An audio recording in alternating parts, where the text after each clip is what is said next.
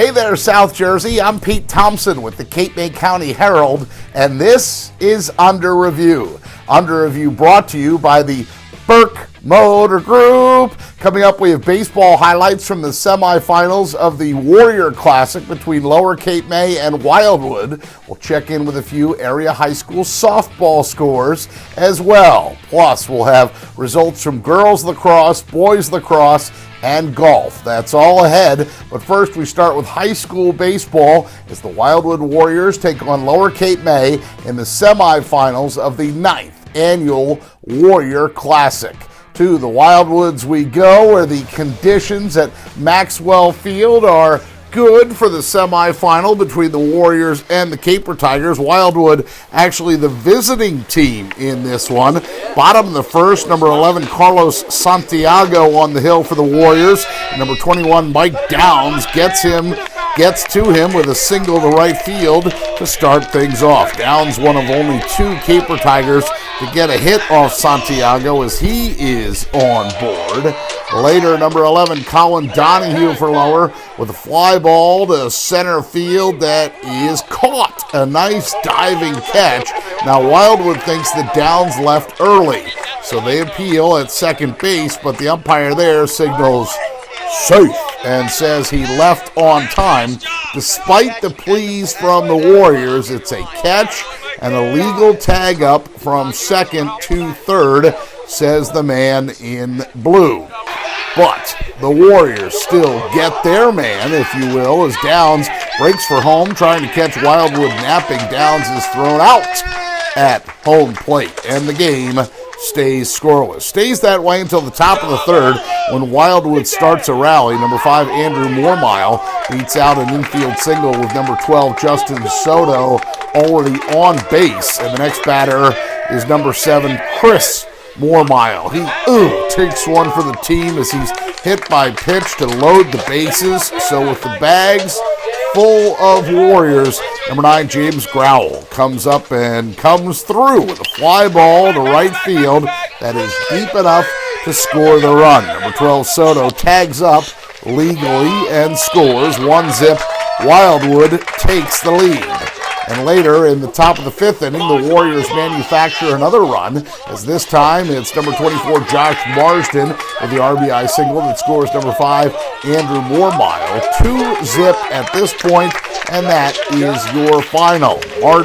Marsden, Andrew Moormile, Justin Soto, and James Growell each with 2 hits apiece as the Warriors win to advance to the tournament championship game. Carlos Santiago, a complete game 2-hit shutout as he strikes out 5. But in that title game, it's Oakcrest who comes out on top 5-3. The Oakcrest Falcons are the 2016 Warrior Classic champions.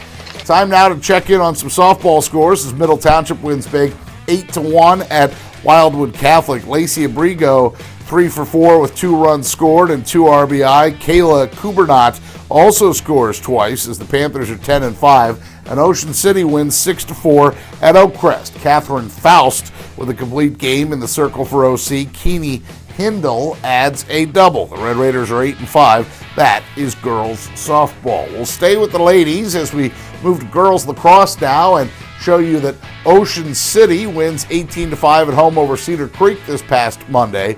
Junior Riley Allen 2 goals, including number 100 for her career. Emily DiMarino and Megan Reeves each with 3 goals and 2 assists for OC. The Red Raiders are now 13-3. And there's Middle Township with an 18-6 win at Millville. Bridget Rusky a game-high 7 goals. Jenna Hurley 6 goals, 3 assists. Allison Hunter 3 goals, 5 assists. Middle going to be tough come playoff time. The Panthers are 15-2 so far. And finally, Lower Cape May wins 12-9 on the road in Atlantic City. Devin Blackley, 5 goals, 3 assists. Caper Tiger goalie Mel Amador, 12 saves on 20 shots. Lower 2 games above 500 at 9-7. That is girls lacrosse.